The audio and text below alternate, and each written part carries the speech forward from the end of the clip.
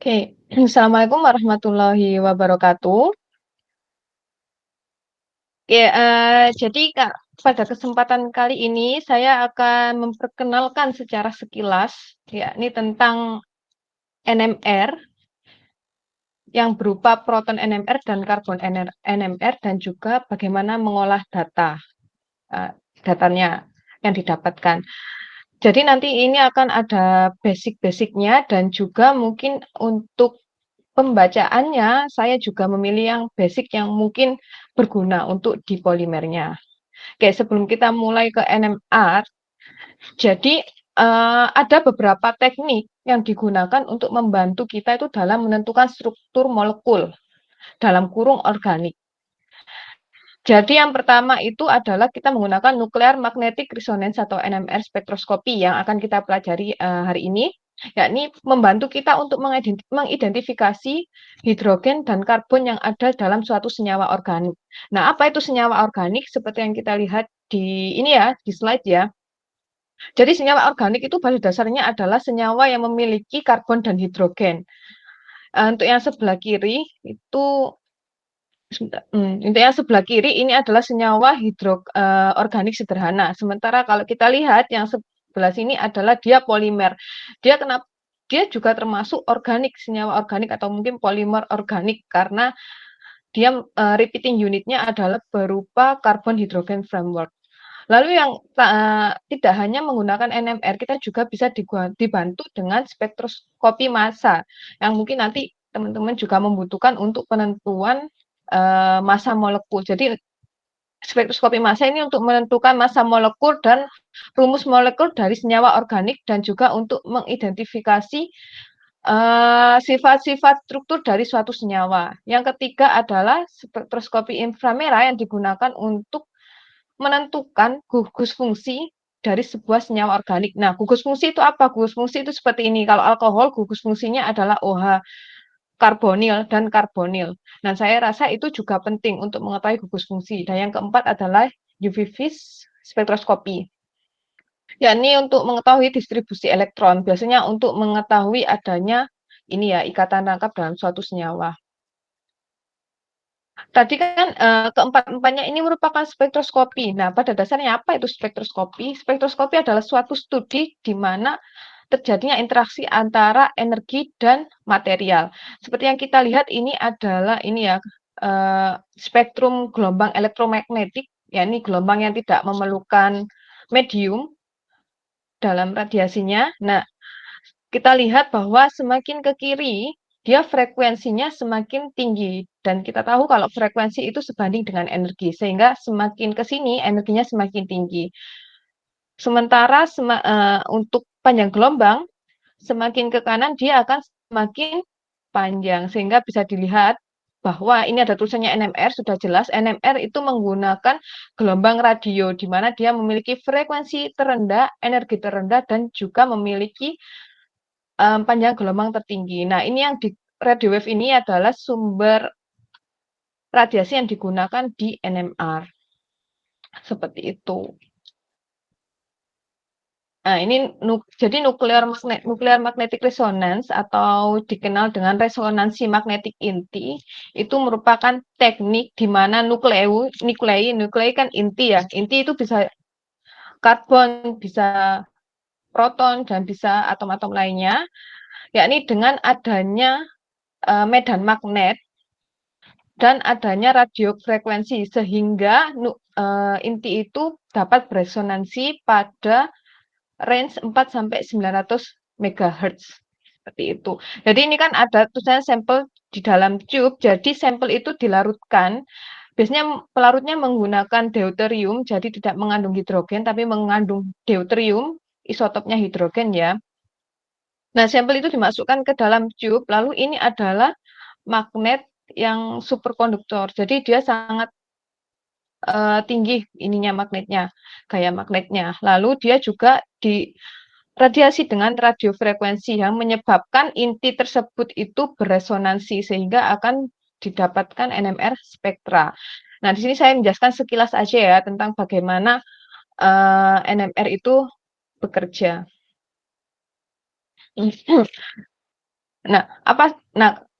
Mungkin di UNER teman-teman yang paling sering adalah menggunakan 1H NMR dan 13 karbon NMR.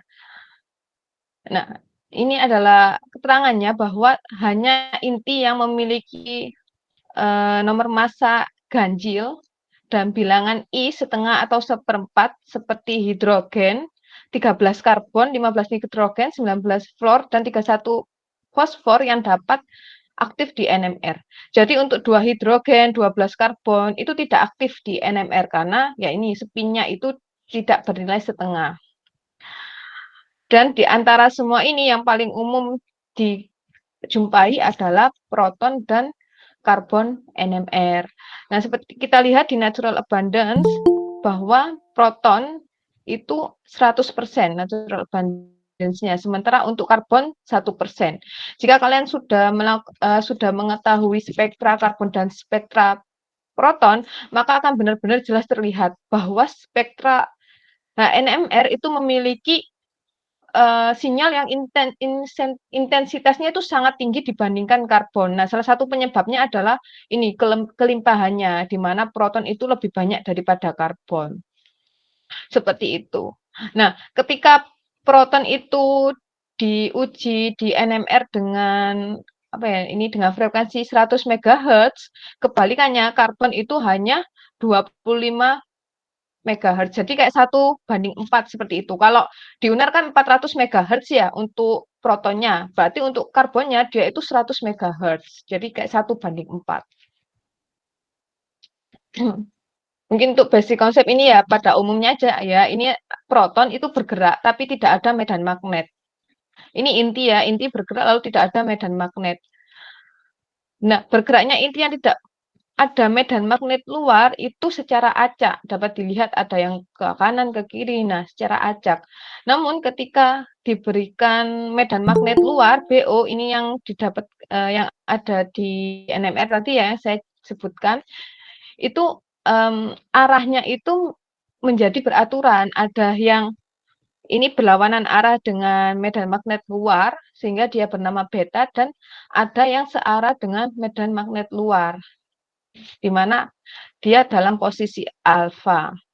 Nah, perbedaan proton yang searah dan juga yang melawan arah dari B0 ini, itulah yang diobservasi di NMR spektrometer.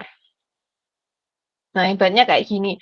Jadi alfa itu nanti, alfa ini akan, kan alfa ini sudah dikenai ini ya medan magnet ya, lalu dia akan diradiasi dengan gelombang radio. Maka alfa ini akan beresonansi menjadi beta. Jadi dia akan berubah arah menjadi beta. Sehingga ketika dia ditembak oleh sinar radio, mereka akan dari alfa ini akan menjadi beta dan beta tetap beta. Nah, dari alfa ke beta ini kan mengabsorb energi. Nah, itulah yang diolah dan akan tercantum sebagai sinyal-sinyal NMR. Nah, seperti ini jika menggunakan medan magnet 300 MHz dan menggunakan medan magnet 600 MHz. Splittingnya lebih besar. Nah, nanti kita akan melihat apa sih bedanya jika kita menggunakan NMR 600 MHz dan NMR 300 MHz. Seperti itu. Nah, ini adalah beberapa informasi yang didapatkan dari spektra NMR proton ya. Kita masuk ke proton NMR. Yang pertama adalah posisi sinyal. Jadi posisi sinyal itu mengindikasikan tipe hidrogen dalam suatu molekul tersebut. Nanti kalau sinyal ada di pergeseran kimia satu, dia itu sebenarnya termasuk sinyal apa sih? Apakah termasuk proton dari metana atau proton dari aldehid seperti itu. Yang kedua adalah jumlah sinyal yang mengindikasikan jumlah tipe hidrogen yang berbeda. Jadi kalau sinyalnya 3, berarti dia memiliki 3 tipe hidrogen. Nanti akan saya jelaskan lanjut. Yang ketiga adalah intensitas suatu sinyal. Nah, ini yang dimaksud dengan yang panjang pendeknya. Dia ada yang tinggi tajam, ada yang rendah tapi dia melebar. Nah, itu mengindikasikan jumlah atau seberapa banyak hidrogen dalam suatu molekul. Dan yang keempat adalah spin splitting sinyal. Jadi kayak Kalau, kayak splitting gitu loh, memecah. Jadi satu sinyal itu bisa memecah menjadi 2, bisa memecah menjadi 3. Nah, itu memberikan kita informasi tentang, mmm, lingkungan tetangga. Jadi kayak lingkungan kayak tetangga proton, seperti itu. Nah, ini adalah salah satu contohnya. Ini splitting. Nah, mungkin nanti akan terlihat seperti ini ya. Ini ada TMS, trimethyl-silan. Jadi TMS ini trimethyl-silan ini merupakan suatu reference. Referensinya itu dianggap 0. Ini seperti kita next saja ya. Yang pertama adalah yang sebenarnya harus kita tahu ya, ini chemical shift atau pergeseran kimia. Jadi chemical shift atau pergeseran kimia itu dinyatakan satuannya ppm dan lambangnya adalah delta kecil. Jadi chemical shift itu yang daerah ini. Ini namanya chemical shift. Seperti proton A, sinyal A, dia memiliki chemical shift sekitar 3,5 ppm. Seperti itu.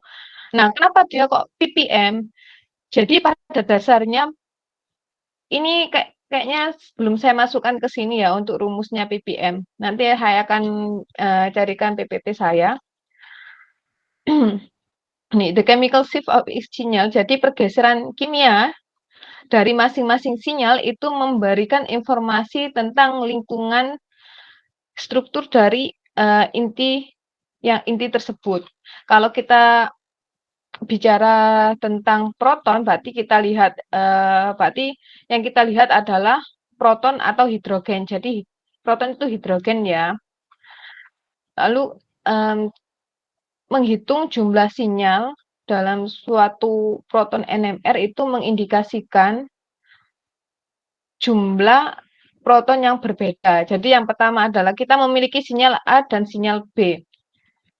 Nah, sinyal A ini otomatis memiliki sinyal A kan letaknya di 3,5, sementara ini 4,2. Otomatis dia memiliki lingkungan yang berbeda. Kenapa 4,2 ini dimiliki oleh hidrogen di sini? Karena hidrogen di sini tuh terikat dengan Cn. Cn ini sangat elektronegatif sehingga dia seperti kayak elektronnya itu ke sini ya. Nanti akan ada ininya ya, ada list-listnya. Sehingga kita bisa mengetahui, oh yang pik A ini merupakan metil yang terikat dengan O karena dia lebih tidak terlindungi daripada si CH2 ini. Pergeseran kimia itu dihitung dari seberapa jauh sinyal dari reference TMS. Jadi TMS itu tetramethyl sebagai reference itu. Kalau dari pengukuran NMR itu tidak menggunakan tetramethyl tapi menggunakan reference lain, otomatis sinyal A ini tidak ada di sini. Seperti itu. Jadi ini bersifat relatif. Jadi A ini memberikan sinyal 3,5 itu bersifat relatif dari tetramethyl. Kalau referensinya kita menggunakan yang lain, otomatis dia akan bergeser karena yaitu tadi pengukuran NMR itu relatif terhadap referensinya. Jadi bukan yang absolut. Proton dalam suatu lingkungan yang berbeda itu dapat mengabsorpsi suatu di region tertentu. Jadi ini adalah nukleus, ini anggap saja sebagai proton ketika dilewatkan dengan medan magnet, dia ya udah dilewatkan saja, tapi berbeda ketika proton itu mengandung ini awan elektron kan arahnya ini kan berlawanan arah dengan medan magnet. Jadi kayak ada tolakan gitu loh, B0 menghadap ke sini, lalu elektron menghadap ke sini. Jadi kayak ada tolakan. Sehingga ini akan menyebabkan proton itu menjadi shielded atau terlindungi oleh awan elektron sehingga dia akan memiliki pergeseran kimia di sebelah kanan. Nah, kita akan pelajari di sini. Nah, seperti ini. Ini adalah artinya. Jadi yang sebelah kanan itu namanya upfilled atau shielded nuclei. Nah, ini yang paling umum adalah pada pergeseran kimia 1, dia rata-rata adalah metana. Karena dia tidak terlindungi sama sekali. karena dia lebih terlindungi maksudnya. Beda dengan ketika hidrogen di ini kan aldehid. Jadi oksigen ini dia itu memiliki awan elektron kan, sehingga awan elektronnya itu melindungi hidrogen di sampingnya sehingga mohon maaf, oksigen ini kan elektronegatif sehingga elektron akan lebih tertarik ke oksigen sehingga proton ini lebih tidak terlindungi sehingga dishielded kan tidak terlindungi sehingga dia akan cenderung memiliki pergeseran kimia di area yang downfield seperti itu. Jadi upfield ini yang terlindungi sementara yang downfield itu yang tidak terlindungi dishielded karena adanya kalau teman-teman tahu atom elektronegatif itu atom yang bagaimana? Atom yang ada di golongan 6 dan golongan 7. Bisa kalian cek di sistem periodik unsur. Itu. Nah, seperti ini. Ini kan sebenarnya sama kan, CH dan CH. CH ini maksudnya terikat dengan nitrogen atau oksigen atau X. X ini kan halogen yang ada di golongan 7. Nah, ketika CH ini terikat dengan X, X itu kan elektronegatif sehingga elektron yang melindungi proton ini akan cenderung ke arah nitrogen atau oksigen atau halogen ini sehingga dia tidak terlindungi akan menyebabkan pergeseran kimianya itu lebih besar daripada ini karena di sini kan ya dia sudah terlindungi tidak ada atom yang bersifat elektronegatif seperti itu adalah masuk dari chemical shift atau pergeseran kimia. Jadi pergeseran kimia itu dapat menentukan jenis proton yang terkandung dalam suatu molekul. Nah, ini bisa kita lihat bahwa hidrogen ini kan ini adalah alkana. Alkana, gugus alkana atau alkil itu rata-rata ada di pergeseran kimia 0,8 sampai 2, sudah jelas. Lalu yang selanjutnya alkohol itu antara 3,3 sampai 4,0 karena dia lebih dishielded kan karena adanya oksigen. Jadi gitu. Jadi jadi ketika proton itu terikat dengan suatu atom yang elektronegatif, maka pergeseran kimianya akan menjadi lebih besar karena itu adanya dishielded. Lalu seperti yang kita lihat lagi ketika, nah ini karbon langsung berikatan dengan karbonil ya, karbon berikat dengan oksigen adalah karbonil. Jadi ketika hidrogen berikatan langsung dengan karbonil, dia akan jauh lebih dishielded sehingga dia ada di daerah 9,5 sampai 10,5 seperti itu. Nah, yang paling penting adalah aromatik. Jika kita bekerja dengan benzen, dia ini sangat khas sekali. Pergeseran kimianya itu di antara 6 sampai 8,5. Yang kedua adalah jumlah sinyal. Jika kita lihat, ini tidak kita hitung ya, karena ini merupakan reference. Jadi jika kita lihat ini ada 2 sinyal. Nah, 2 sinyal apakah ini menunjukkan bahwa ada 2 hidrogen yang berbeda? Nah, belum tentu. Kalau kita lihat di sini, hidrogen yang ekuivalen dalam suatu molekul itu memiliki lingkungan elektronik yang sama, sehingga sinyal NMR-nya itu pada posisi yang sama juga. Nah, seperti yang kita lihat ya, ini kan simetri ya, ini kan ekuivalen sebelah sini dan sebelah sini kan ekuivalen, sehingga dia akan membentuk satu sinyal panjang yang menyatakan 6 hidrogen, 1, 2, 3, 4, 5, 6, seperti itu. Jadi bukan berarti ini, oh ini kan ada 3 karbon, ini ada 1, 2, 3, berarti nanti ada 3 sinyal, bukan. Kalau dia tidak simetri, ya dia ada 3 sinyal, tapi berhubung dia simetri, sebelah sini simetri dengan sebelah sini, maka dia akan muncul 1, 2 sinyal, seperti itu. Satu sinyal panjang ini dia mengindikasikan 6 proton. Sementara itu, nah ini seperti yang saya katakan tadi, area 1 sampai 2 sudah jelas pasti dia adalah alkil ya, gugus alkil. Ini kan CH, CH, CH sudah pasti. Nah, yang selanjutnya di area 4, sekian itu ada 1 hidrogen. Nah, kalau area 4 lebih tinggi dari ini, pastinya ada suatu suatu atom elektronegatif yang menyebabkan proton ini lebih shielded ya, seperti itu. Jadi sebenarnya tanpa kita mengetahui ini, kita pasti sudah tahu, oh proton ini sudah pasti miliknya ini. Sinyal ini sudah pasti miliknya proton ini.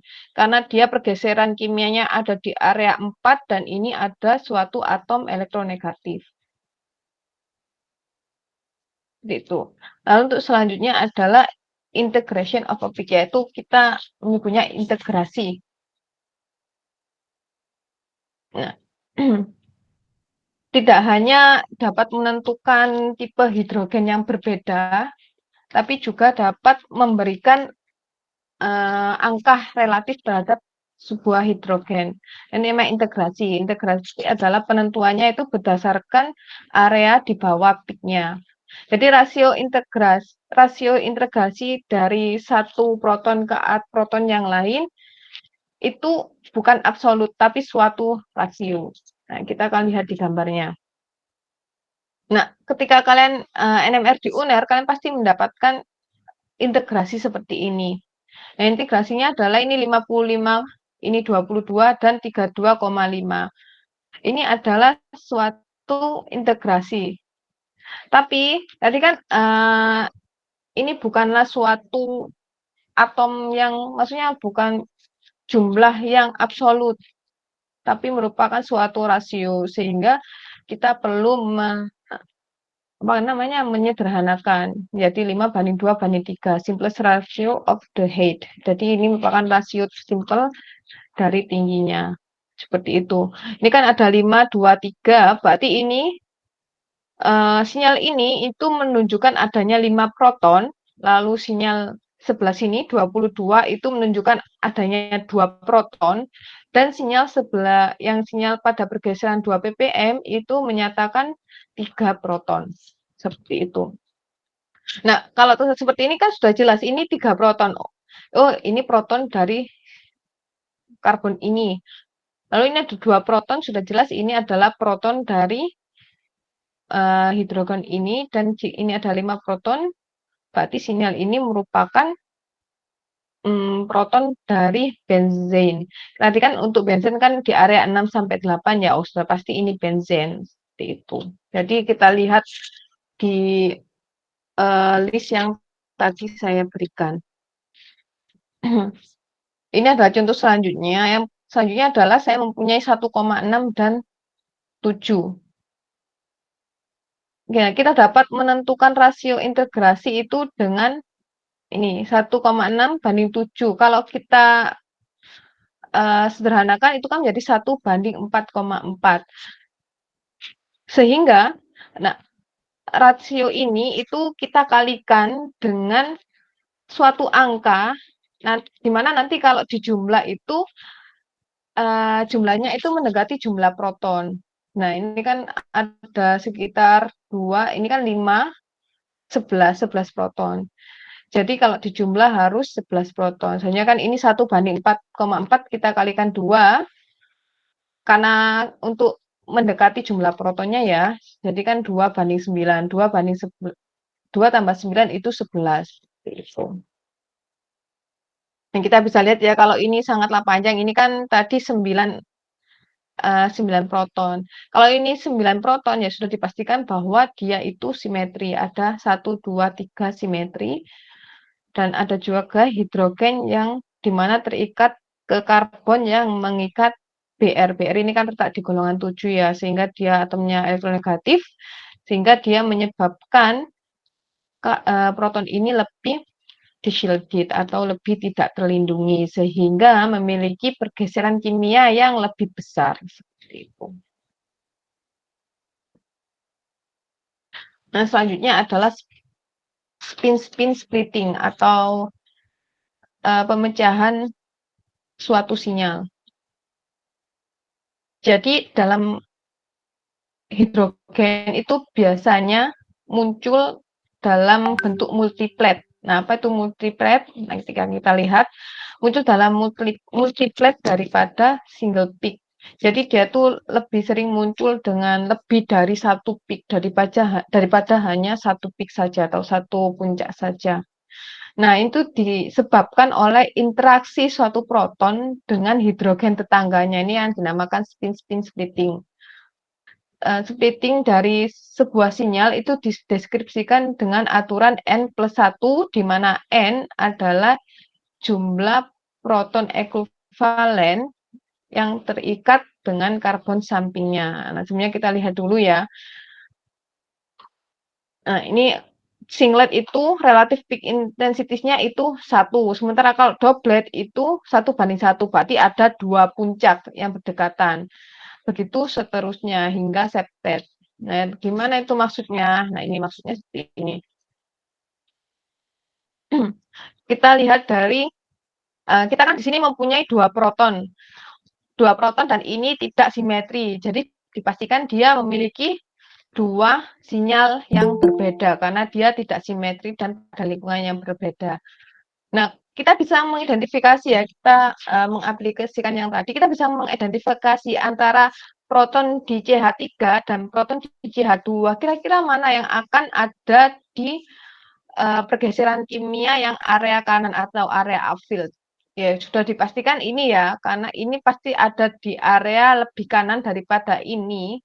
Karena kita lihat bahwa CH2 ini dia terikat dengan suatu atom elektronegatif yang menyebabkan dia less shielded atau kurang terlindungi. Jika kurang terlindungi, dia akan di area pergeseran kimia yang lebih besar. Seperti itu. Nah, ini kan kita lihat ini adalah CH3. Jadi dalam aturan splitting ini kan proton terikat pada karbon 1. Nah, dalam aturan splitting kita lihat di proton yang terikat pada karbon tetangganya seperti itu. Nah, ini kan proton ini kita lihat. Nah, proton di karbon tetangganya itu totalnya ada berapa? Ada 2. Nah, otomatis sinyal ini tadi kan aturannya N+1 ya. Ya, aturannya berarti 2+1. Otomatis sinyal untuk proton ini akan menjadi 3. Nah, ini 1, 2, 3. Ya. Ini namanya triplet. Begitu juga dengan proton A.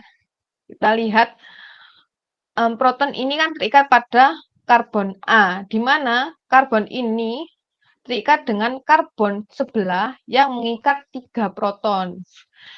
Kan tadi ini ya sesuai dengan tetangganya ya, sehingga aturannya adalah 3+1.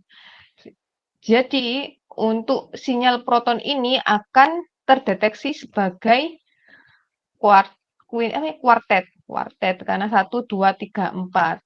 Seperti itu ya, karena ini memiliki tetangga 3 proton dan rumusnya N+1 sehingga dia akan terdeteksi sinyalnya ada 4. Begitu juga ini kan sinyalnya ada di sini ya, menandakan dia gugus metil CH3 karena proton tetangganya ada 2 dan rumusnya 2+1 sehingga dia akan terdeteksi sebagai triplet mempunyai 3 sinyal.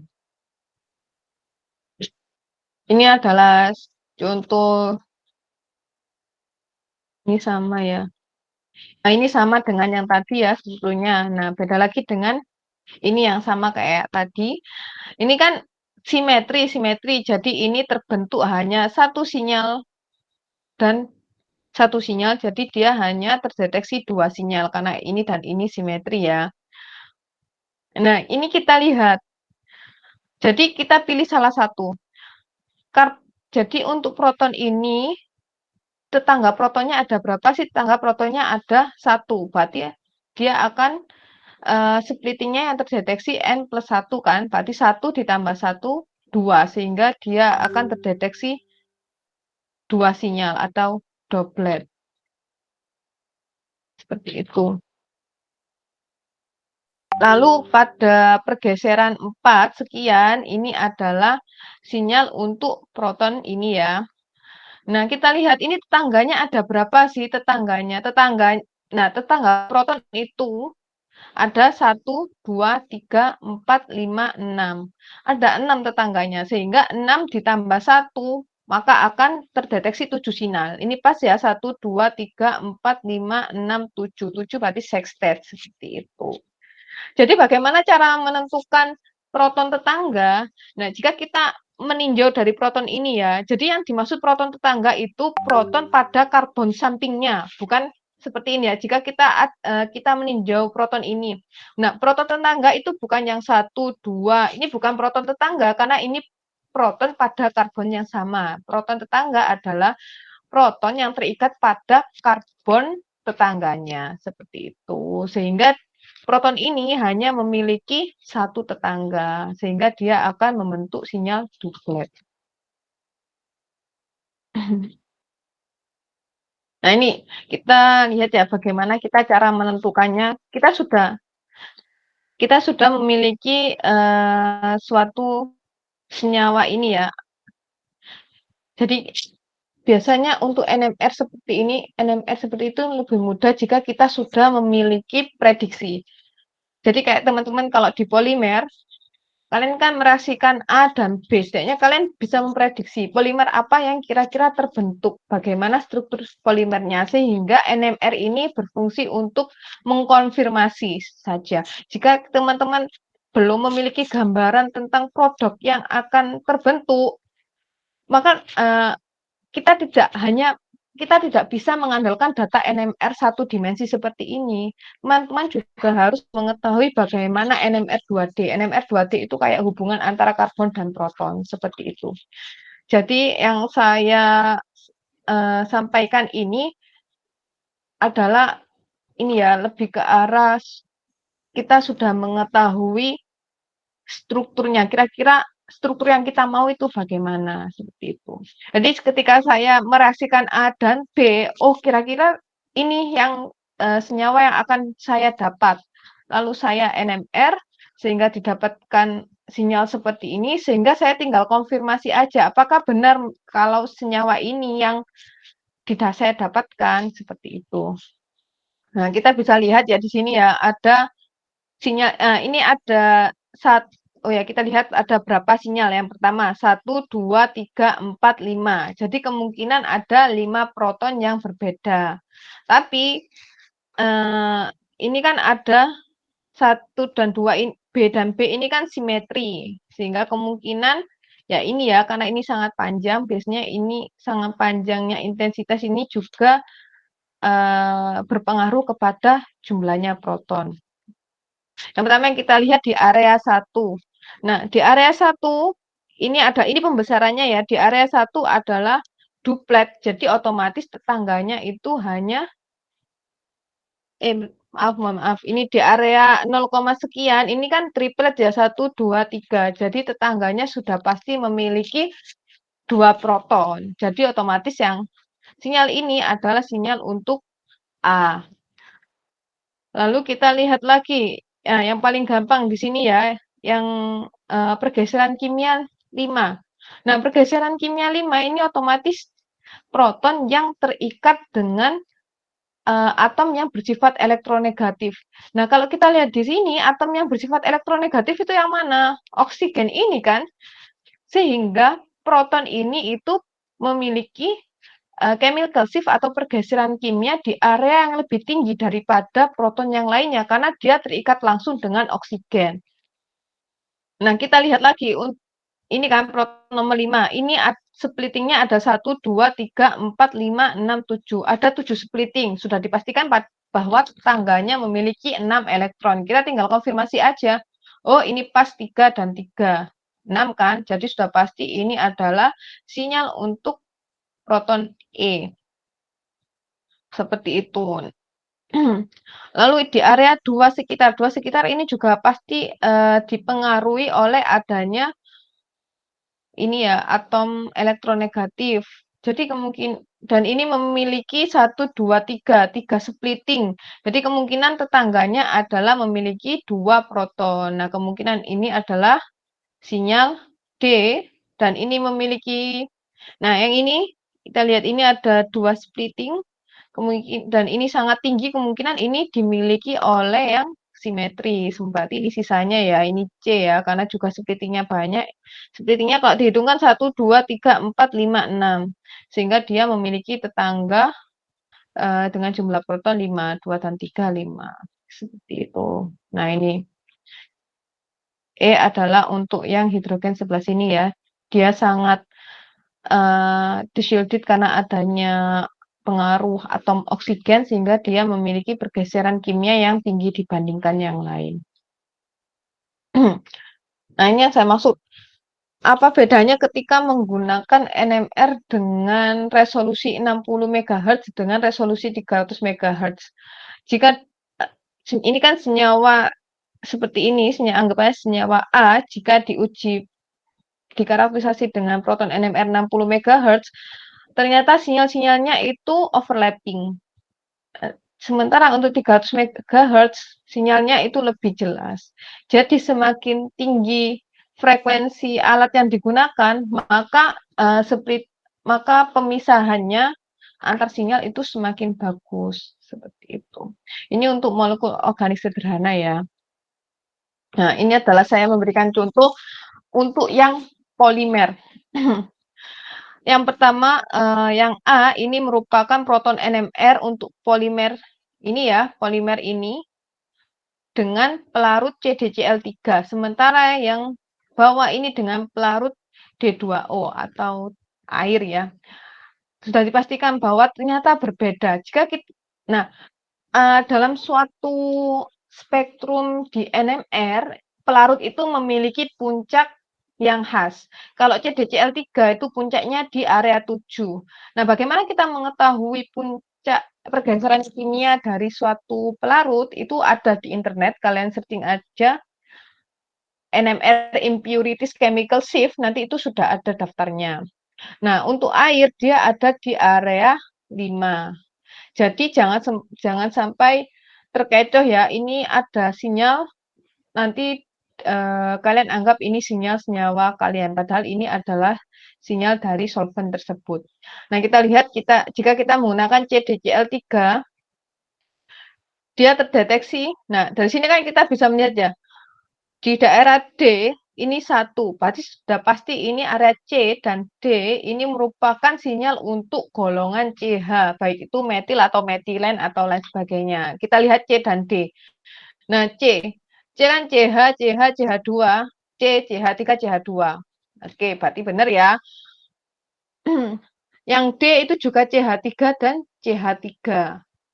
Lalu sinyal yang B kita lihat ini adalah CH. Tetapi kok sinyal ini kan sama-sama CH, tapi kenapa kok pergeseran kimianya yang ada di 4? Kita lihat sampingnya. Oh, ternyata sampingnya itu ada atom elektronegatif nitrogen sehingga dia kan menjadi lebih kurang terlindungi di sini hidrogen ini karena dia karbonnya terikat dengan nitrogen sehingga dia memiliki pergeseran kimia yang lebih besar daripada CH-CH yang lainnya. Yang selanjutnya adalah ini sudah jelas ya, A ini merupakan golongan aromatik. Kalau golongan aromatik dia pasti di area sekitar 7 dan 8. 7 sampai 8. Nah, ini adalah area aromatik. Ini jika menggunakan deuterium. Lalu ketika kita menggunakan air, kita bisa lihat sinyalnya sama, hampir sama sinyalnya. Pik-piknya sama. Tetapi ternyata A tidak terdeteksi. Oleh karena itu, A tidak terdeteksi ya. Oleh karena itu, pemilihan suatu solvent itu juga sangat berpengaruh. Ketika kalian ingin membandingkan data yang kalian dapat, seandainya kalian mensintesis polimer A, ternyata polimer A itu sudah pernah ada yang mensintesis. Jadi, kalian tidak bisa serta-merta membandingkan langsung datanya. Yaitu bisa dipengaruhi oleh pelarut. Pelarut berbeda itu juga sudah memberikan sinyal yang berbeda. Ada juga yang ini, resolusi alat. Resolusi alat itu maksudnya kayak frekuensi yang digunakan ya. Kalau di UNER kan 400 MHz. Kalau yang kalian bandingkan itu 300 MHz, sementara kalian mengukur di NMR 400 MHz, sudah dipastikan datanya pasti berbeda, pasti ada pergeseran. Jadi memang ada untuk membandingkan data kita tidak bisa sembarangan. Kita juga harus menyamakan pelarutnya, juga menyamakan resolusi suatu alat. Seperti itu. Nah, kadang untuk yang di polimer adanya integrasi itu kadang mengecoh. Jadi biasanya kita hanya bisa mengidentifikasi seperti ini. Nah, di polimer, nah ini kan yang gugus, ini kan sama-sama ini ya, repeated unit. Biasanya kalau repeated unit itu sinyalnya sangat broad, broad seperti ini, karena kan dia merupakan pengulangan ya. Ini kan misalnya N-nya 3, berarti kan ada CH2-nya itu sampai 3 kali, sehingga dia akan terjadi overlapping. Sehingga sinyalnya sangat broad seperti ini. Nah, ini adalah contoh dari ini polimer yang kedua. Jadi kalau di jurnal ini, itu yang pertama, jadi A itu merupakan starting material. Kalau dari jurnal, A itu direaksikan dengan B sehingga menghasilkan polimer C. Sehingga teknisnya pada jurnal ini, dia menganalisis atau melakukan NMR untuk reagennya atau untuk starting materialnya. Seperti itu. Nah, ini ada regen untuk starting material. Ini kan bukan polimer ya, sehingga kita lihat bahwa sinyalnya sangat jelas. Ini adalah pengotor air dan ini merupakan pelarut. Ini ya, ini udah kelihatan bintang. Bintang itu merupakan pelarut dan pelarut yang digunakan adalah yang di sini adalah metanol. Yang ini adalah CDCl3 yang ini DMSO, mohon maaf. A DMSO, B ini kloroform dan C ini metanol. Nah, dalam kasus seperti ini ada juga yang berbeda. Kenapa kok berbeda? Karena tergantung kelarutan senyawanya. Kalau ini kan senyawa ini dia hanya bisa larut di DMSO sehingga dia di NMR dia dilarutkan di DMSO. Kalau yang ini kloroform, kalau yang ini metanol. Nah, tapi di jurnal ini dia membandingkan ini adalah reaktannya. Reaktannya itu seperti ini ya, kita lihat. Lalu ini adalah reaktan yang kedua. Reaktan yang kedua, dia ternyata polimer ini ya, dia mengandung repeating unit di area sini. Sehingga ini kan berupa CH2, CH2 dan CH, sehingga dia di area 1 sampai 2. Ini juga broad, jadi dipastikan ini merupakan repeating unit dari polimer tersebut. Seperti itu. Jadi ini ada beberapa sinyal kecil yang tidak bisa diabaikan, yang ini ternyata merupakan end unitnya ya, maksudnya uh, ya sebagai akhiran dari yang paham untuk istilahnya satu. Yang nah ini merupakan produknya. Kita ini dengan ini sehingga dapat ini. Jadi yang kita lihat di sini ini kan yang nah kalau dilihat dari sini ini kan yang terputus itu area sini ya, ini diputus. Jadi ini itu bereaksi dengan yang sebelah sini. Sehingga didapatkan polimer seperti ini. Jadi dia tuh membandingkan ketika ini adalah polimer yang didapat, mereka bandingkan dengan beberapa reaktannya. Ternyata ada banyak peak yang hilang. Beberapa peak yang hilang itu menyatakan bahwa proton tersebut sudah tidak ada dan telah terbentuk polimer sedemikian rupa. Itu. Saya juga ada contoh beberapa polimernya. Nah, ini sudah jelas untuk yang pertama kan untuk ternyata di area sini itu ada satu sinyal yang sangat broad. Ini nggak bisa terdeteksi kalau tidak diperbesar dengan Messerenova ya, suatu aplikasi untuk edit data NMR. Nah, kita lihat di sini. Kalau di area 13 itu sudah pasti dia adalah hidrogennya sini ya, karena nah, gitu. Karena dia sangat kurang terlindungi ada 2 oksigen. Nah, kalau tadi dari yang saya jelaskan, berarti area 1 sampai 2 itu sudah dipastikan gugus CH2 dan seterusnya kan. BH, FGHB. Berarti kan F, G, H, dan B. Nah, dia semuanya CH2, CH3 ada di sini. Seperti itu.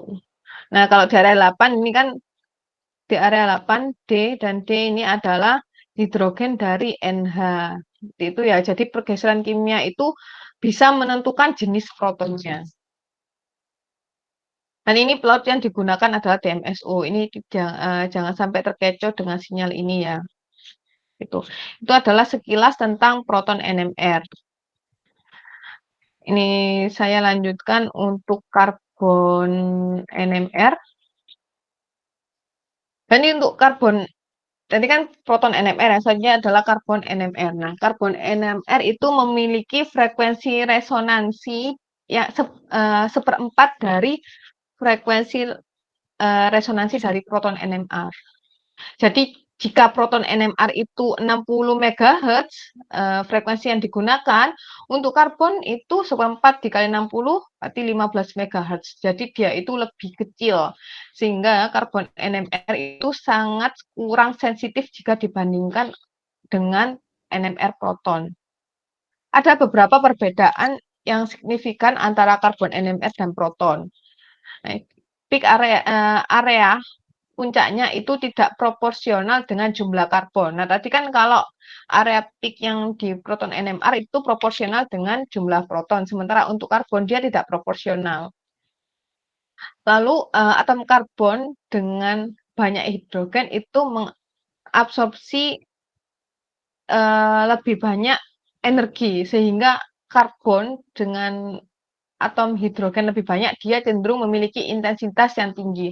Jadi karbon yang memiliki dua hidrogen akan sangat lebih tinggi dibandingkan dengan karbon yang tidak memiliki hidrogen. Nah, ini jika kita mengkombinasikan informasi yang didapatkan dari proton NMR dan karbon NMR spektra, maka dapat membantu penentuan struktur suatu senyawa organik.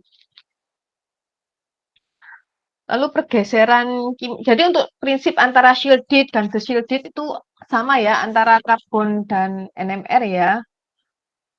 Selanjutnya adalah spektra karbon NMR itu sangat mudah untuk dianalisis daripada spektranya proton. Karena sinyal splitting sinyal itu dapat dapat dihilangkan. Jadi tadi kan proton NMR kan ada splitting ya, tergantung dengan proton tetangga, tetapi untuk karbon itu ada beberapa alat yang dimana karbon itu tidak dapat split, walaupun dia memiliki tetangga yang maksudnya memiliki tetangga yang memiliki lebih dari satu hidrogen. Tiap tipe atom karbon itu muncul dalam satu puncak dengan NMR karbon 1H decoupling. Nah, nanti ada yang namanya karbon kopling, dan karbon depth. Nah, kan kita lihat ini ya, segini ya. Nah, ini jika kita lihat ya, ini nanti akan ada 1, 2, 3. Ini kan, ini ya, maaf, ini kan simetri ya. Kalau kita lihat ini kan simetri. Maksudnya sama ya, kalau simetri kan kanan dan kiri sama. Maka dia akan teridentifikasi sebagai 4 puncak. 1, 2, 3, 4 puncak. Jadi dia tidak ada yang namanya splitting. Tidak ada yang ini kan karbon, lalu tetangganya ini kan memiliki satu hidrogen. Oh, mungkin dia akan splitting 2. Nah, tidak. Di karbon decoupling dia tidak splitting. Jadi satu sinyal mewakili satu karbon. Seperti itu, sama kayak ini ya. Ini juga apa namanya? Simetri, sehingga dia hanya memiliki 4 puncak, dan ini juga simetri, dia hanya memiliki 1, 2, 3 puncak. Nah, dan ini dia akan mempunyai hanya satu puncak karena dia kan simetri di mana-mana ya. Nah, ini adalah perkiraan pergeseran kimia yang ada di karbon NMR, prinsipnya sama dengan yang di proton. Nah, yang membedakan adalah apa? Kalau proton tadi kan pergeseran kimianya ppm-nya itu kan dari 0 sampai 12 ppm ya. Sementara untuk karbon dia dari 0 sampai 220 ppm. Alasannya apa? Alasannya yang kayak tadi ya, karena frekuensinya itu seperempat dari frekuensi proton NMR. Dan kita lihat bahwa di daerah afield, daerah 20 sampai 60 itu rata-rata karbon untuk ini metil, metana, dan metin, dan juga karbon kuartener. Sementara untuk di area downfield, karbon itu terikat dengan atom yang elektronegatif seperti oksigen, lalu OR, OH, dan juga nitrogen. Sementara untuk benzen, dia rata-rata di 120 sampai 150. Jadi untuk prinsip pergeseran kimia di karbon NMR itu hampir sama dengan proton NMR. Ini adalah beberapa listnya. Kita lihat ya bahwa ini yang lebih shielded karena tidak memiliki atom elektronegatif yang terikat dengan karbon sehingga rata-rata chemical shift-nya adalah 0 sampai 50. Sementara yang paling shielded karbon ini karena dia mengikat langsung dengan atom elektronegatif sehingga dia memiliki pergeseran kimia yang sangat besar atau semakin ke semakin kiri ya. Nah, ini ada beberapa contoh dari karbon NMR. Yang pertama adalah proton decoupled. Kalau decoupled berarti dia tidak terkopling, berarti tidak mengalami splitting. Nah, yang pertama adalah ini jika kita lihat karbonnya ada satu, ini kan tidak simetri ya, berarti ada 1, 2, 3, 4. Dia bakal ada 1, 2, 3, 4 sinyal ya, sesuai ya 1, 2, 3, 4. Nah, seperti yang kita lihat kalau di area 60 sampai 80 ya ini kemungkinan adalah karbon yang mengikat OH atau mengikat gugus hidroksil karena ini atom yang elektronegatif sehingga dia pergeseran kimianya akan cenderung semakin tinggi. Dan CH3 ini sangat jauh daripada ini sangat jauh ke atom oksigen sehingga dia yang ada di sebelah kanan di bagian outfield. Jadi kelihatannya kalau A, ini B karena ini B lalu ini C seperti itu. Nah, it's different kind of carbon. Jadi tiap karbon yang berbeda itu memiliki satu dan unsplit peak, satu single dan tidak tidak tersplit sinyalnya. Yang kedua adalah proton coupled karbon NMR-nya. Jadi untuk yang proton coupled ini sinyal karbonnya itu tersplit atau terkopling. Jadi karbon itu akan terkopling atau tersplit ya dengan seberapa banyak proton yang diikat. Rumusnya sama N+1. Jadi kita lihat ini A ya. A, karbon memiliki hidrogennya 3. Berarti nanti kalau di proton coupled yang terdeteksi adalah memiliki 4 sinyal ya, 3 plus 1. Jadi 1, 2, 3, 4. Begitu pula yang B ini memiliki 3 hidrogen, sehingga nanti yang terdeteksi ada 4 sinyal. Segitu seterusnya. Yang kedua adalah depth NMR. Nah, depth NMR ini ada di UNER. Jadi depth NMR ini lebih ini ya untuk mengetahui mana gugus CH, mana gugus CH2, mana gugus CH3. Jadi depth 13 karbon NMR itu dikembangkan untuk membedakan antara CH3, CH dan CH2. Jadi kan memang agak susah ya membedakan CH3 mana CH, mana CH2 dalam suatu senyawa karbon. Nah, kita lihat kalau dia gugusnya CH3, maka dia akan mengarah ke atas. Kalau gugusnya CH, dia juga akan mengarah ke atas. Gugus tersebut akan mengarah ke bawah jika dia CH2.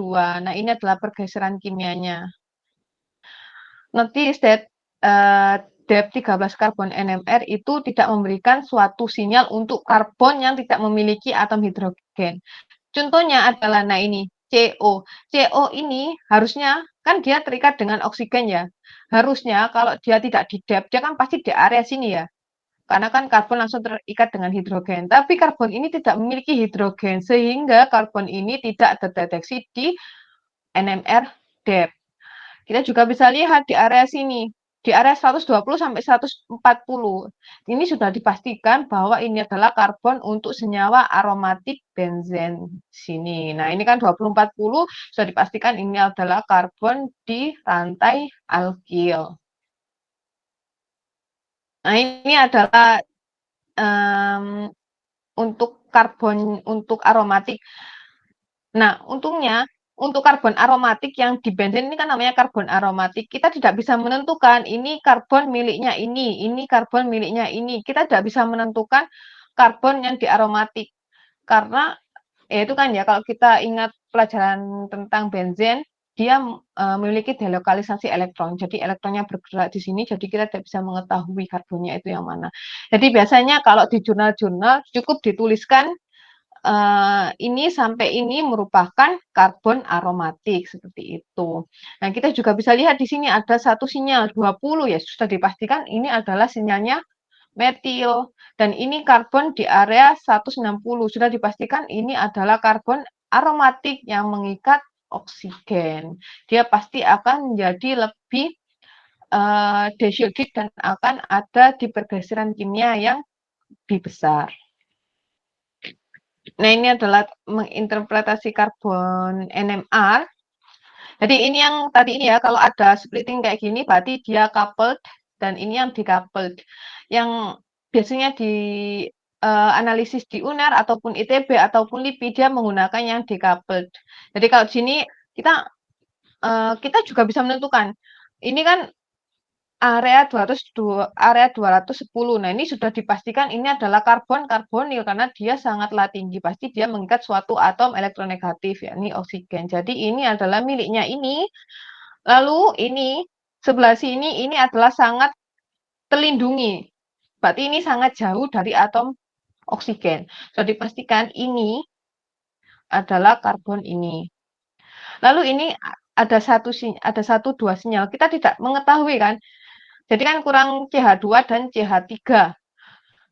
Tadi yang ada kan penjelasan bahwa intensitas karbon itu semakin tinggi karbon itu biasanya mengandung banyak proton. Ya, berarti karbon ini dia kan lebih tinggi. Berarti ini adalah karbon yang mengandung banyak proton. Berarti ini adalah karbon CH3 sementara CH2 adalah karbon ini. Oke, ini ada ininya ya. Nah, ini. Jadi dalam menginterpretasi karbon yang pertama adalah tentukan jumlah sinyal. Jumlah sinyal ini yang mengindikasi karbon yang berbeda. Ini kan 1, 2, 3, 4. Berarti ada 4 jenis karbon yang berbeda. Lalu lokasi atau pergeseran kimia yang mengindikasikan tipe dari gugus fungsi. Yang ketiga adalah splitting pattern. Nah, splitting pattern ini hanya untuk yang proton coupled. Proton coupled ini yang atas tadi ini ya. Nah, ini adalah karbon NMR untuk suatu. Jadi ini sama kayak tadi, saya juga dapat dari jurnal. Yang atas ini merupakan karbon NMR untuk starting material, dan yang kedua ini yang bawah ini merupakan produknya. Jadi biasanya memang membandingkan ya antara starting material dengan produk. Jadi kita lihat dari A yang atas dan B. Dia sama-sama memiliki A, tapi ada sama-sama memiliki suatu sinyal yang sama ya, tapi ada juga yang memiliki sinyal yang berbeda. Seperti ini ya, ini ada tambahan sinyal. Ini ada satu tambahan sinyal di sini, ada tambahan sinyal di sini, ada tambahan sinyal, ada tambahan sinyal. Nah, ini menyatakan bahwa memang sudah terbentuk produk seperti ini. Oh, ini ada beberapa ini ya.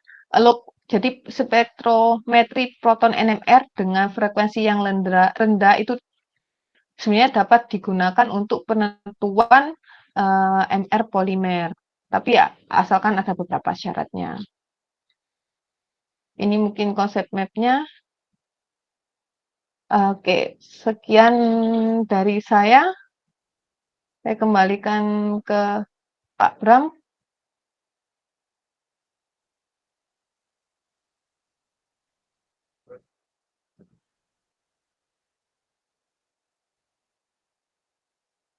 Ada pertanyaan nggak ini, teman-teman? Yang mahasiswa? Mungkin Pak, ada ada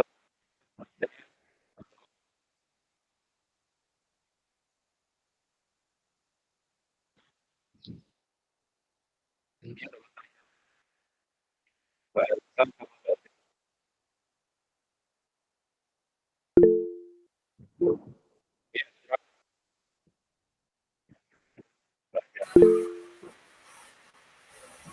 Iya, baik Ya, kita. terima kasih. Perkenalkan, nama saya Zela, saya dari Pasca Sarjana Teknik Kimia ITS. Ini Bu, saya mau nanya. Tadi kan waktu NMR itu kan perlu pakai fungsi reference ya. Tadi itu pakai TMS kalau nggak salah. Nah, itu saya mau tanya, apakah ada syarat atau aturan dalam pemilihan reference ketika kita mau analisa NMR gitu? Misal produk kita, kita mau analisa, apakah referensinya itu untuk tiap produk itu beda-beda atau kayak gimana? Ini saya masih kurang paham. Oh ya, ini Begitu. langsung saya jawab Terus, atau gimana? Oh ya, silakan. ya jawab. Nggak apa-apa, lanjut dulu aja.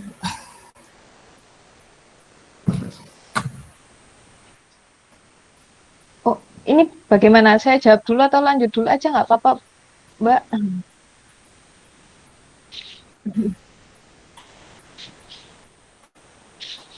Apa lanjut pertanyaan lain?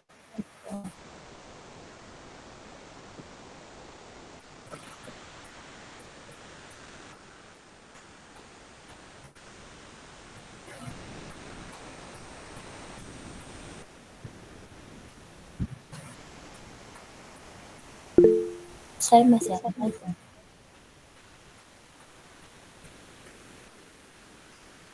Iya, kalau gitu saya tanya semua ya Bu ya. Terus Iya. juga tadi waktu kan ada yang difference mau apa ya? Yang tadi yang 55, 22, 32,5. Oh, Itu tinggi dari puncaknya atau gimana itu saya nggak paham. hmm, Cara ngukur kan tadi kan yang bawah itu kan ppm-nya yang dari hmm. misalnya 0 ke 220 tadi, terus 0 ke berapa itu tadi kan. Itu apakah 55, 22 itu tingginya dan cara ngukurnya tuh kayak gimana? Apa kita ngukur ya itu saya bingung lah Hmm, ininya. ya. Terus, nah tadi yang jumlah proton sama elektronnya kan harus 11. Tadi kan 2 dan 8. Terus Hmm. biar sama kan jadinya 2 dan 9, yang 8 jadi 9.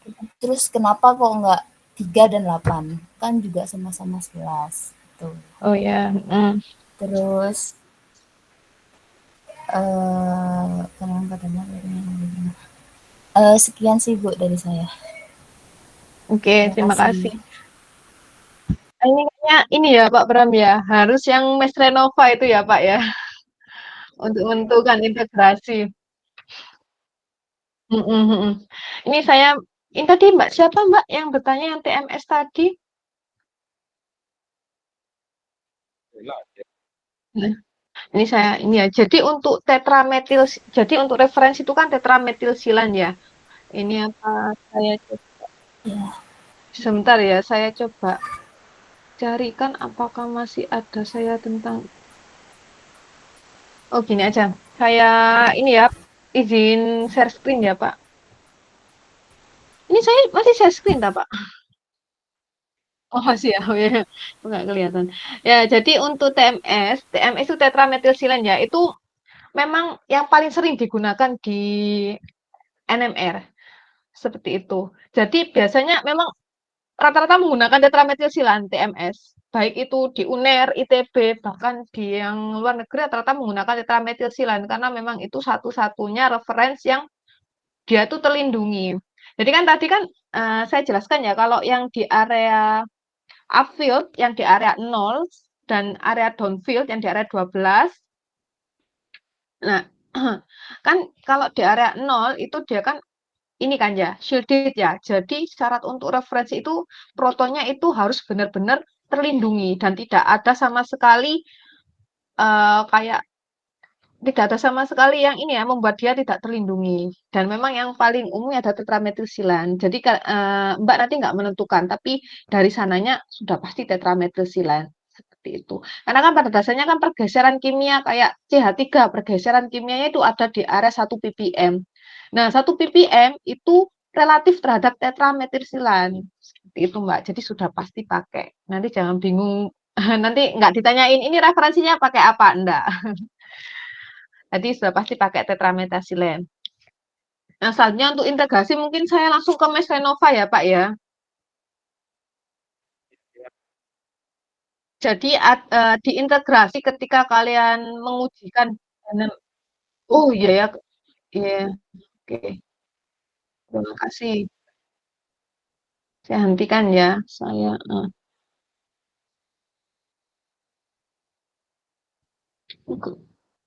Mm-mm. Ini hanya untuk circle ini hanya ini ya Pak ya. Saya sebentar Pak.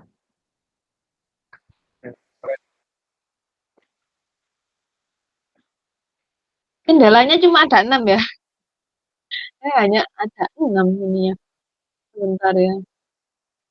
Kalau saya coba cek ini sebentar. Salah-salah ini kayaknya scope setting salah. Mohon maaf ya, saya agak ini video animasi. Kok saya nggak bisa share ini ya Pak ya, Mas Renova saya ya. Kok cuma ada, iya, hanya ada. Eh, seluruh layar Anda ya. Oke. Kelihatan nggak Pak? Belum ya. Belum kelihatan. Sudah saya ini. Oh ini nggak kelihatan ya kayaknya ya. Ini saya sudah buka PDF loh.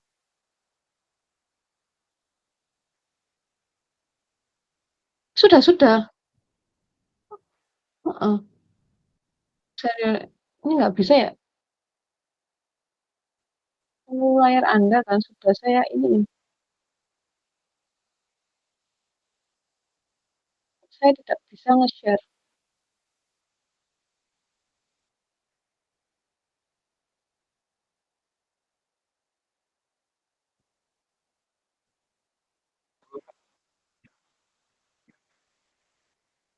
Iya bisa, tapi kalau PDF kok nggak bisa. Ini kan saya coba jendela ya.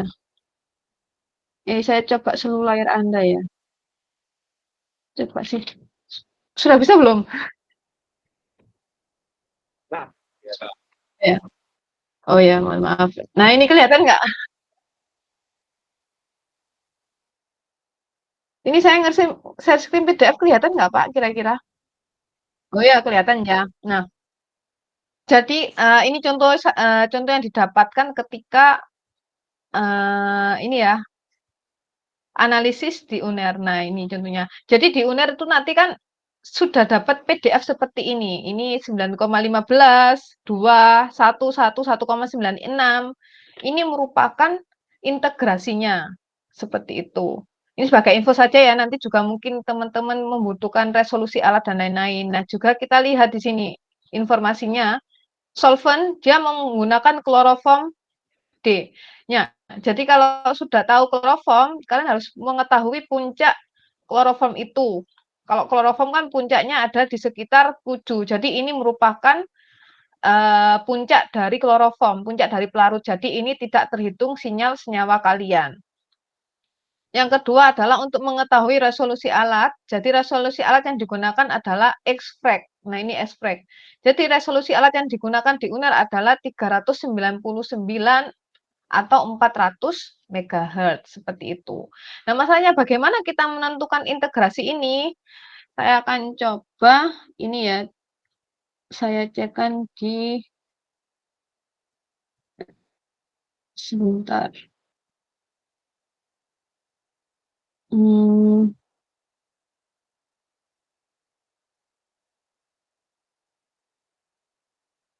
ini sebentar.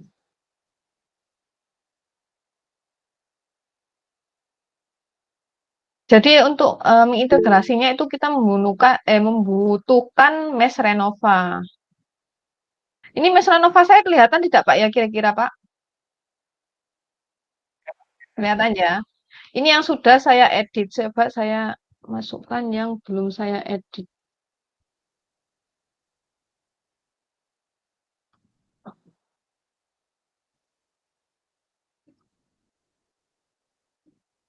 Nah, ini adalah sinyal kosongan. Jadi ini kan sudah saya tambahkan peak, sudah saya tambahkan integrasi. Nah, ini adalah sinyal kosong, ini adalah kosongan. Jadi bagaimana kita cara mengeditnya? Pertama adalah kita ini saya perbesarkan ya untuk apa namanya untuk ininya sinyalnya. Mohon maaf untuk perbesaran sinyal.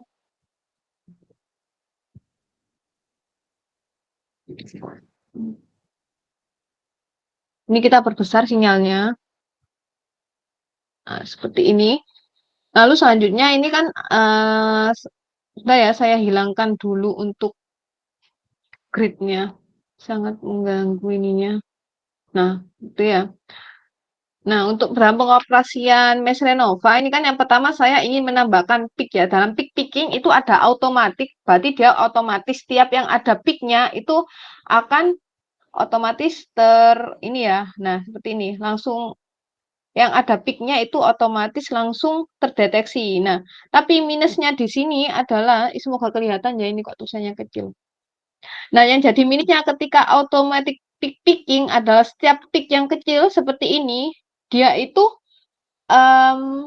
dideteksi. Padahal kan ini kita tidak butuh seperti itu. Jadi saya cenderung lebih suka ke ini yang apa manual peak picking. Nah, kayak gini kan sudah nggak jelas ya seperti ini ya. Jadi saya biasanya ke manual pick picking. Jadi kita coba hapus. Jadi kalau mau pick picking di analisis pick picking lalu ini ya mana move picks.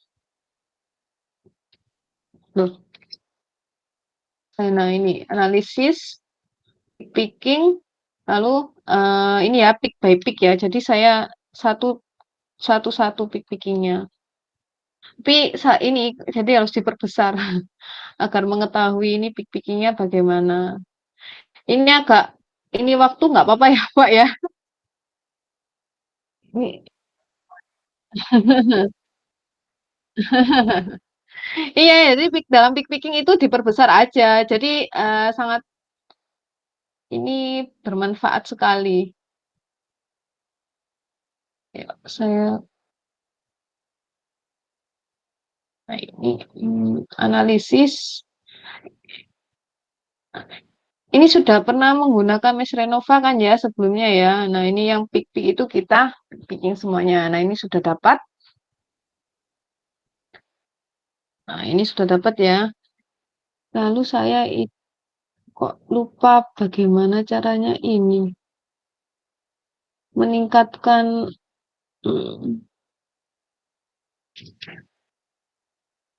sudah selanjutnya setelah peak picking.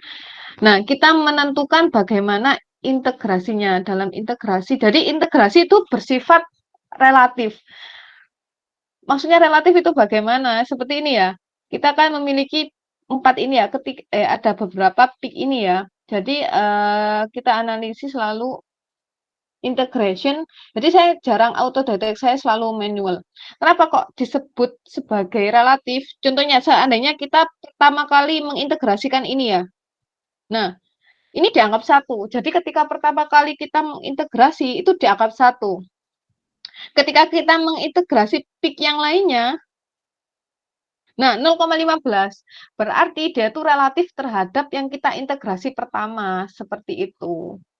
Jadi kadang ketika saya mengintegrasi kira-kira mana ya proton yang jumlahnya satu itu mana seperti itu. Jadi kalau saya ingin mengintegrasi yang ini satu ini saya anggap satu. Jadi, nah ini cara mengintegrasi seperti itu, Mbak. Jadi dia bukan dilihat dari panjangnya, tapi dilihat dari ini loh, luas areanya di bawah peak ini, seperti itu.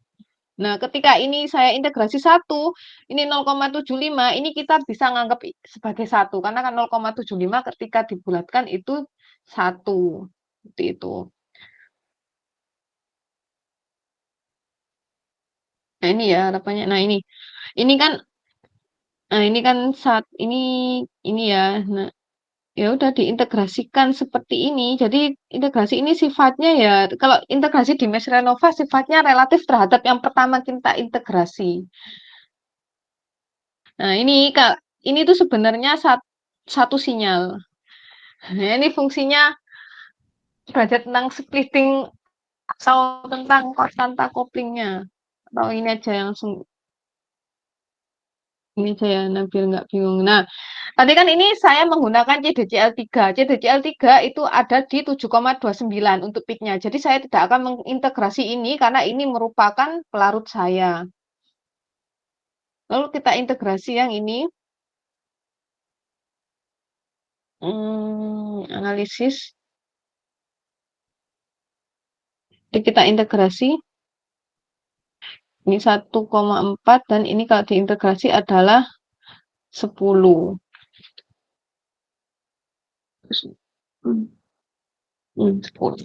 Seperti itu. Jadi dalam integrasi itu dihitung ini loh luasnya, luas permukaan, luas di bawah peak ini yang diintegrasi. Jadi nggak dihitung dari panjangnya, tapi luas peaknya. Bagaimana cara menentukan integrasi?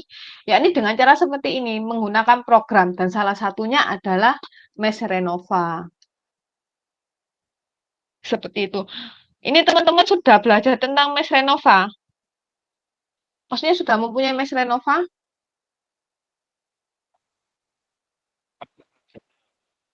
Oh, ya.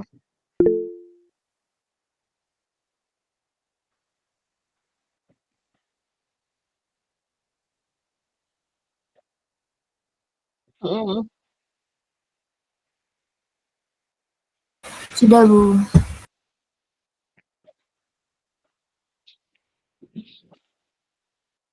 mm, mm. Oh, iya. Taksi-taksinya ya, yang miso itu ya, yang miso-miso itu ya, yang dia berhubungan sama stereokimia ya, berhubungan sama stereokimia. Mm,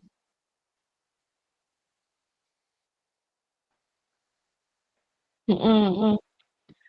Ya, jadi kan sebenarnya kan saya juga kurang tahu tentang polimer ya, karena kan saya emang bukan polimer. Tapi juga kemarin sempat searching tentang toxicity. Jadi toxicity kan memang berhubungan dengan stereokimia. Jadi eee, untuk yang masalah toxicity-nya itu terkadang ada ininya, Mas, ada kayak referensinya. Atau nanti mungkin saya kan memang juga mohon maaf kurang mendalami tentang polimer. Saya juga mungkin, nanti, saya bisa share ini ya, satu textbook tentang NMR dan tentang polimer. Saya rasa itu mencakup banyak sekali, apalagi yang berhubungan dengan stereokimia, seperti itu. Tapi memang peak-nya pasti berbeda-beda, seperti itu. Habis kira-kira pakai buku apa Pak Bram untuk yang NMR?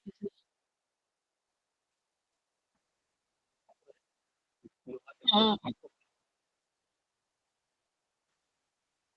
Oh ya Pak, heeh, mhm,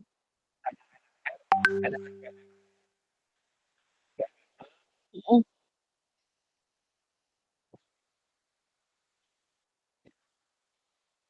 mhm, Kita bukan saya banyak, mhm,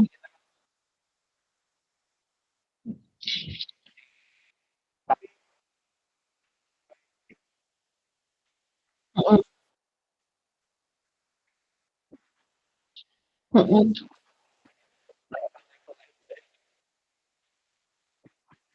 mhm, iya,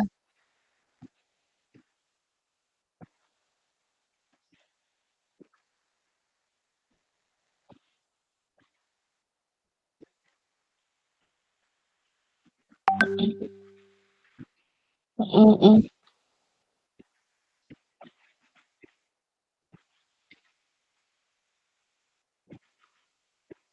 mhm,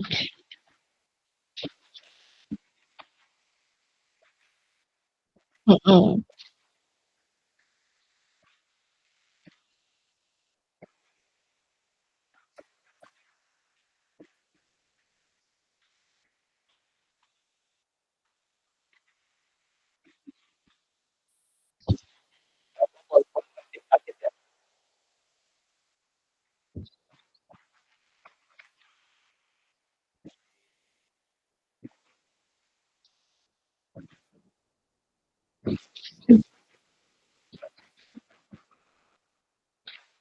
iya,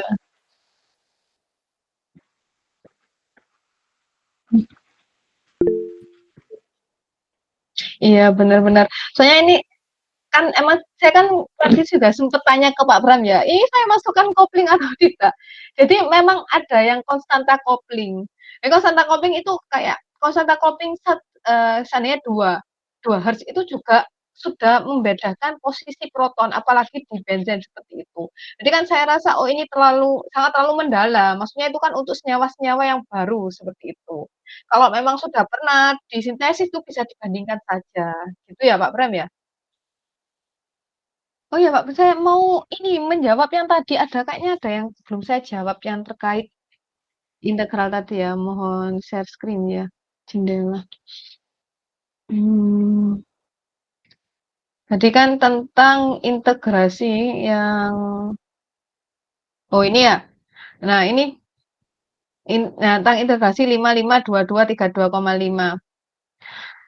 Jadi untuk integrasi ini, jadi kan sebenarnya dalam NMR ini kayak saya sudah mengetahui, oh saya mereaksikan A dan B dan kemungkinan senyawa yang terbentuk ini. Jadi itu lebih ke arah konfirmasi ya. Jadi bukan untuk menemukan struktur baru secara blind, secara kayak buta, nggak tahu apa-apa gitu loh. Jadi ketika saya kasihkan A dan B, oh ternyata saya mendapatkan ini. Dan ketika diintegrasi mungkin dengan Maslenova, karena kan memang bersifat relatif ya untuk Maslenova ya. Ini misalnya 55, 22, 32,5. Nah, itu maksudnya bukannya di sinyal ini dia mengandung 55 proton, mengandung 22 proton, lalu mengandung 32,5 proton. Nah, bukan seperti itu. Namun kita rasiokan lagi ya. Jadi 55 bagi 22 bagi 33. Kalau kita jadikan simplisasi atau rasio yang paling sederhana, ini kan dibagi 11 sehingga jadi 5 proton, 2 proton, dan 3 proton. Berarti sinyal ini mengandung 5 proton, sinyal ini mengandung 2 proton, sinyal ini mengandung 3 proton. Seperti itu. Lalu yang kedua yang tadi yang mana yang nah ini. Jadi kan ini awalnya 1,6 bagi 1,6 di area sini kan 1,6 integrasinya dan di area sini 7 integrasinya. Yang pertama adalah kita jadikan yang terkecil itu menjadi 1. Berarti kan sama dengan ini kita bandingkan ya, berarti dia menjadi 1 banding 4,4. Seperti itu. Maksudnya ada gitu ya. Jadi maksudnya adalah jika ini mewakili satu proton, maka ini mewakili 4,4 proton. Seperti itu. Begitu juga sama ini, jika ini 1,6 proton segini ini sinyal ini, maka dia ini mengandung 7 proton. Jadi yang dilihat bukan panjangnya ya, kalau integrasi ya, tapi luas area di bawah peak. Ini kan ada luas area di bawah peak. Seperti itu. Jadi kan ini jadi 1 banding 4,4. Sementara itu maksudnya ini kan kalau di total protonnya ada berapa? Ada 5 tambah 6, 11. Nah, 11 proton. Jadi ini kita kalikan hingga kalau di total, ini kita kalikan berapa hingga kalau di total nanti hasilnya 11. Dalam hal ini kita kan mengalikan dengan 2 karena yaitu itu satu-satunya cara agar jumlah protonnya itu sama dengan jumlah proton yang kita inginkan. Kalau dikalikan 2 kan dia jadi 2 banding 8,8. Ini kan 1. 1 kali 2, 2. Jadi kita berpatok pada ini ya.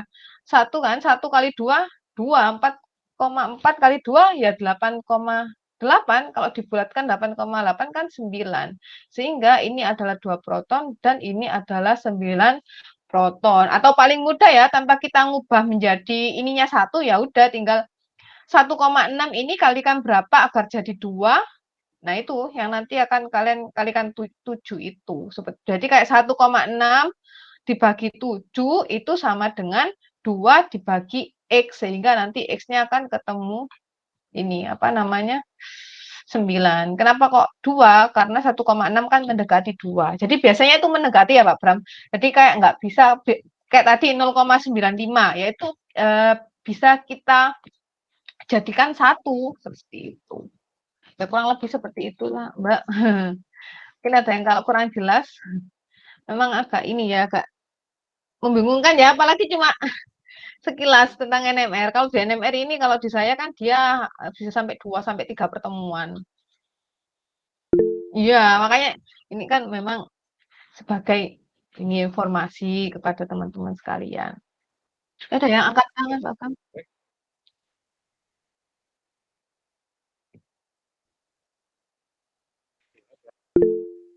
Iya, baik Bu, terima kasih itu yang tadi udah terjawab. Saya mau nanya lagi Bu, mau nanya Ya, lagi. silakan.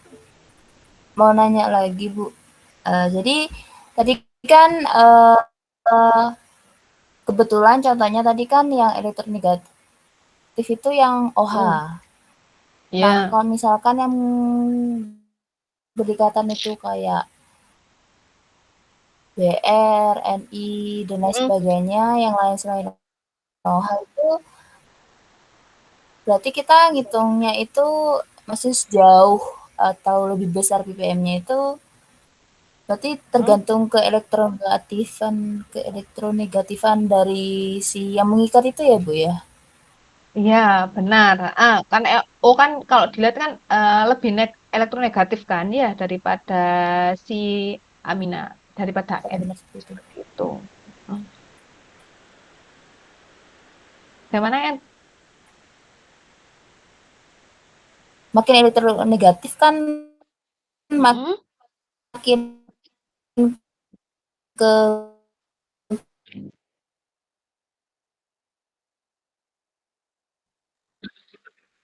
Iya betul. kiri, makin makin besar, makin tinggi. Benar ya, seperti Ya, itu. hasilnya Oh, iya. putus-putus.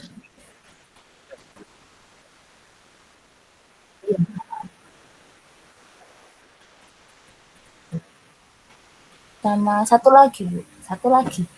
Ya, Tadi kan silakan. Saya, iya sudah ya. terjawab yang tadi. Satu Mm-mm. lagi, itu tadi kan ada apa namanya tabel Mm. 9.1. Nah, itu Mm-mm. eh, saya mau tanya Bu, apakah ada saran teks Mm. halo? Halo, ya. Iya, baik saya ulangi. Mm. Ya, dasaran Ya, teks apa tadi? oke. Baiknya saya Mm. ulangi Bu. Jadi tadi kan ada tabel 9.1. Yang Nah, ini? tentang Mm. chemical spill salah. Nah, Mm-mm. itu apakah Ibu ada saran textbook untuk kami baca gitu loh Bu, mengenai NMR, Mm. HNMR, atau CNMR ini Mm. berikut dengan chemical shift-nya gitu, supaya kami tuh bisa lebih paham gitu Mm. juga. Ya, Itu kira-kira ada ada saran nggak? Mbak. Ada. Nanti mungkin saya Textbook sharekan ke Pak textbook Bram. buat dibaca mengenai NMR. Ya, ada. Ini saya mengadopsi dua textbook. Buku-buku. Ya, Ya, dua buku ya. belum. E-book nggak apa-apa, e-book. Halo?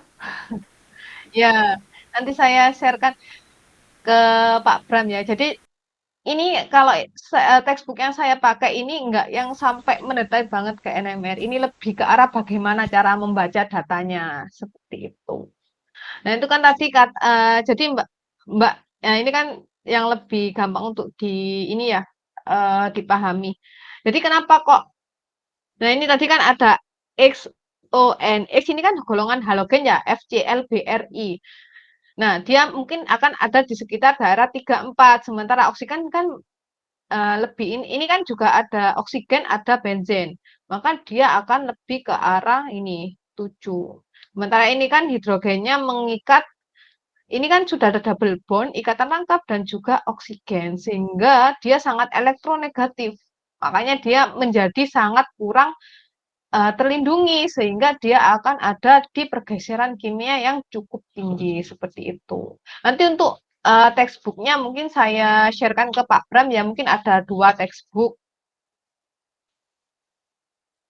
Nanti di dalamnya juga ada ini kok tentang mungkin nanti ada yang stereokimianya ya, maksudnya nanti ada perbedaan ketika berhubungan sama isotaktik yang tadi mungkin Pak Bram sempat bahas seperti itu.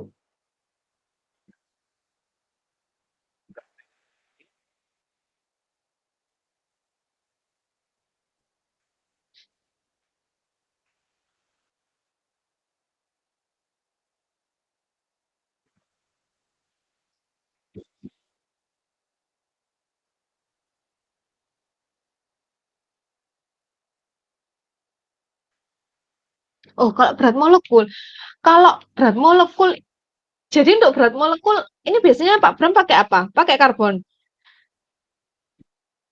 Iya. Heeh.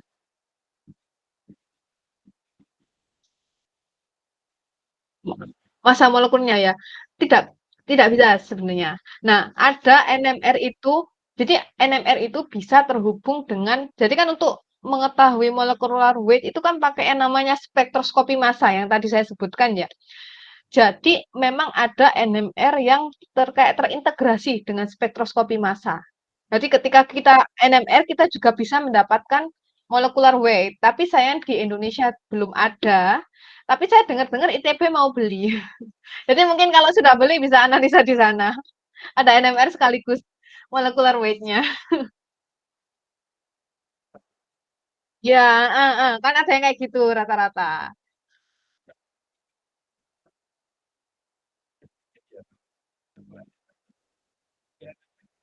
Bisa, masih bisa, heeh.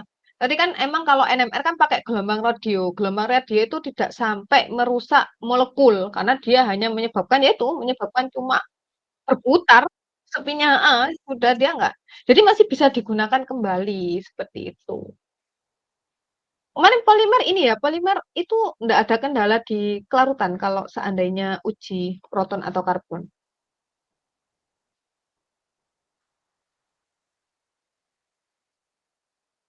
Oh iya, biasanya pakai pelarut apa?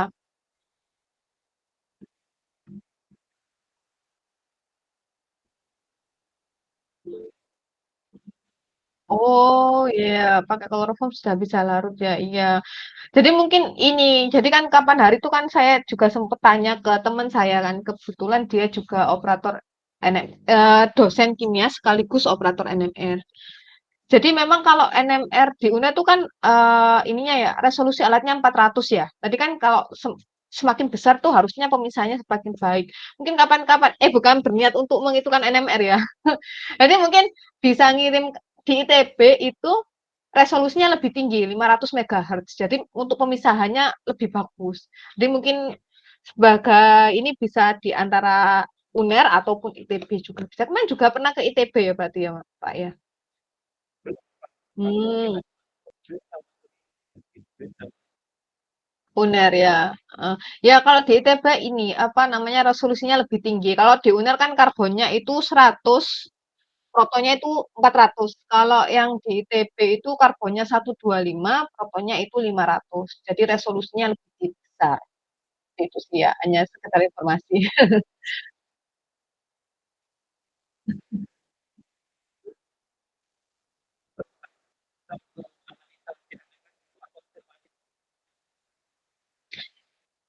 Iya, iya, mm. Konfirmasi struktur sebenarnya kalau melakukan FTIR tidak, Bram?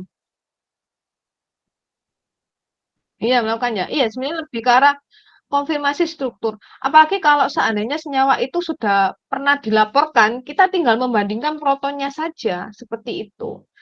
Kalau di tempatku itu kalau di tempatku itu proton baru bisa lanjut karbon kalau senyawa kita baru atau ketika kita sudah proton kita belum bisa mengidentifikasi apakah ini benar, akhirnya kita lanjut ke karbon. Jadi memang untuk mengkonfirmasi kuncinya adalah di proton.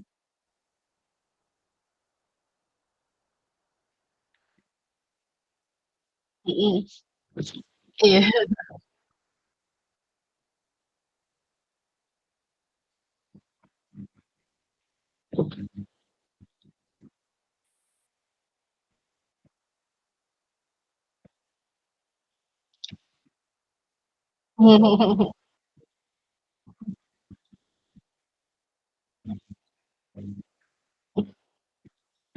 Iya, kayak ini ya.